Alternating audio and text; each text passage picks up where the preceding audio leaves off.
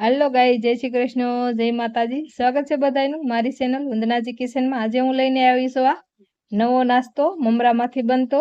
આ નાસ્તાની રેસીપી સારી લાગે તો લાઈક, શેર, સબસ્ક્રાઇબ, કમેન્ટ અને બેલ આઇકન જરૂરથી દબાવી દેજો, એટલે કે અવનવી રેસીપી તમને સૌથી પહેલા જોવા મળશે।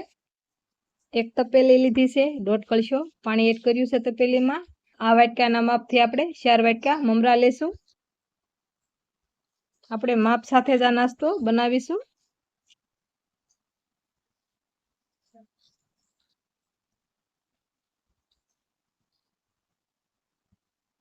ગાઈઝ, મારે નાનું વાસણ પડ્યું છે, મેં વાસણ આપણે ફેરવું છે। તમે પણ મોટું જ વાસણ લેજો। આ રીતે આપણે મમરાને હળવા હાથે ધોઈ અને સાફ કરી લેશું।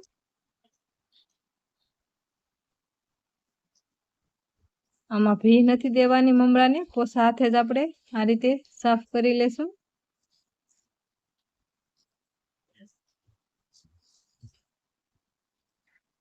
હવે આપણા મમરા સાફ થઈ ગયા છે।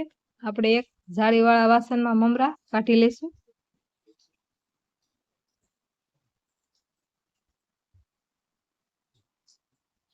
આ રીતે આપણે જાળીવાળું વાસણ લઈશું એટલે બધું પાણી નીચે વહી જશે અને મમરા આપણા ઉપર રહી જાય છે। આ રીતે મમરા ફેલાવી દેશું એટલે મમરા કોરા પડી જાય। આ રીતની આપણે એક કડાઈ લીધી છે। 4 વાટકી મમરા લીધા હતા એટલે આપણે 1 વાટકી છાશ લઈશું। આ 1 વાટકીનું જ આપણે માપ રાખવાનું ગાઈસ। ઝીણા ટમેટા સુધારેલા અને મરચાં એડ કરીશું। 1 નંગ મરચું હતું અને 1 નંગ આપણે ટમેટું લીધું છે। હવે આપણે કસૂરી મેથી એડ કરીશું। આ રીતે આપણે હાથથી મસળીને જ એડ કરવાની છે ગાઈસ।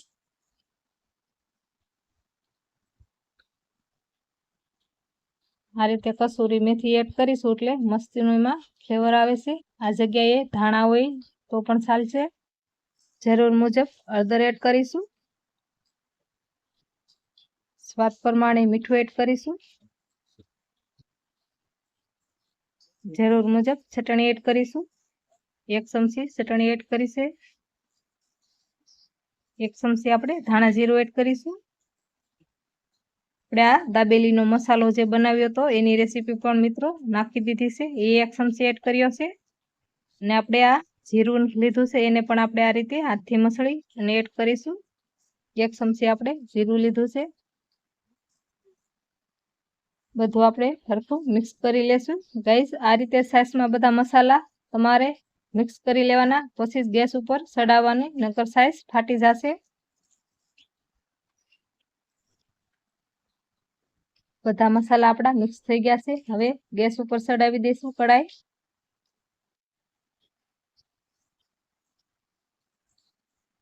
ગાઈસ, કડાઈ આપણે ગેસ ઉપર લઈ લીધી છે। હવે આપણે આ રીતે હલાવી અને થોડી વાર ઉકળવા દેશું એને। ગાઈસ, સાઈઝ આપણી ઉકળી ગઈ છે। હવે આપણે આમાં મમરા એડ કરીશું। ગાઈસ, મમરા આપણે બધા એડ કરી દેશું।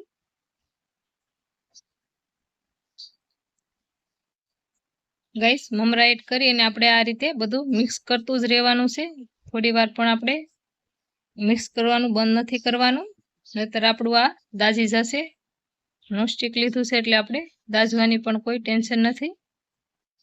ગાઈસ, આપણે આ રીતે કન્ટિન્યુ હલાવતા રહીશું।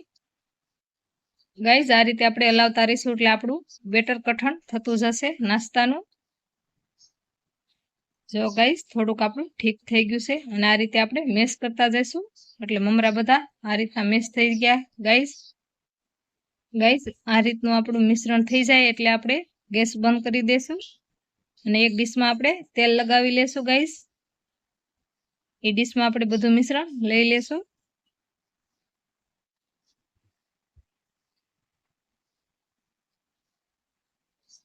આ રીતે ગાઈસ તેલવાળી વાટકી કરી છે, એનાથી આપણે આ રીતે નાસ્તાને પ્રેસ કરી લેશું। ગાઈસ, આ રીતે આપણે બધો નાસ્તો સેટ કરી લેશું ડીશમાં। ગાઈસ, નાસ્તો આપણો સેટ થઈ ગયો છે ડીશમાં। હવે આપણે વઘાર મેલીશું। વઘારિયામાં 1.5 પાવડું તેલ લીધું છે। રાઈ, જીરું અને વઘાણી એડ કરીશું। રાઈ, જીરું તતડી જાય એટલે આપણે લીમડાના પાન એડ કરીશું।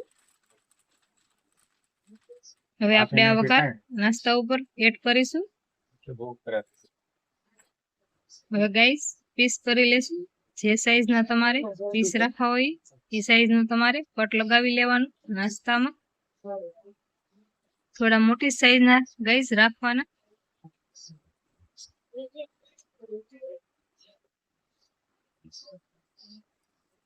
આડા અને ઊભા આપણે બંને કટ લગાવી લેશું ગાઈસ. મમરામાંથી બનતો નવો નાસ્તો ગાઈસ તૈયાર છે. આ નાસ્તાની રેસીપી કેવી લાગી કમેન્ટ કરી અને જણાવજો ગાઈસ.